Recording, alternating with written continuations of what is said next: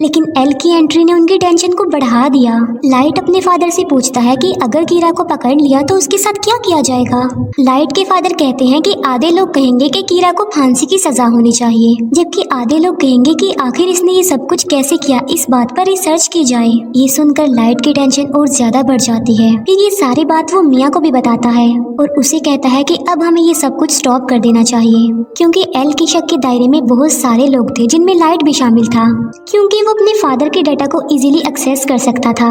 इसीलिए एल एक एजेंट को लाइट के पीछे लगा देता है ताकि वो लाइट की एक्टिविटीज पर नजर रख सके। जब लाइट को इस बात का रियलाइज होता है तो वो खुद को नॉर्मल रखता है। बुक में लाइट का इंटरेस्ट कम होता देखकर मिया को बुरा लग जाता है, क्योंकि ये सब करके मिया काफी इंजॉय कर रही थी। लाइट और मिया के लिए उनके रास्ते का पत्थर एल बन गया था, लेकिन वो चाह कर भी एल को नहीं मार सकते थे, क्योंकि ना तो वो लोग उसका ओरिजिनल नेम जानते थे और ना ही उन्होंने कभी उसकी शक्ल देखी थी, जो कि बुक का रूल भी था।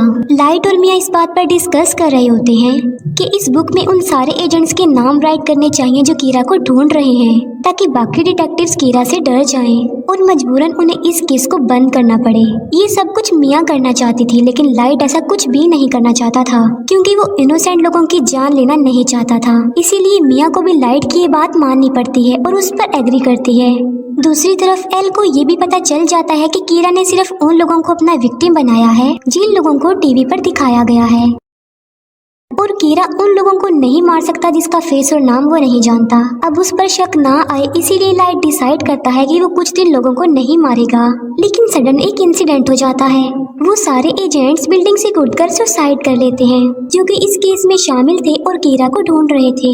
लेकिन ये नाम तो लाइट ने नहीं लिखे थे, तो फिर ये नाम किसने लिखे थे? यहाँ से सिचुएशन खराब हो जाती है, क्योंकि अब तक सिर्फ कीरा बुरे लोगों को ही मारता आ रहा था। सब उसे हीरो समझ रहे थे, मगर अब तो उसने पुलिस को भी मार दिया। इसीलिए अब वो हीरो नहीं बल्कि खतरा बन गया जो किसी को भी मार सकता है। इस बात को लेकर लाइट काफी वरीड हो जाता है। वो एंजल ऑफ डेथ से पूछता है कि क्या ये सब कुछ तुमने किया? तब एंजल ऑफ डेथ कहता है कि ये नाम किसी और ने लिखे हैं, क्योंकि ये काम मैं नहीं कर सकता।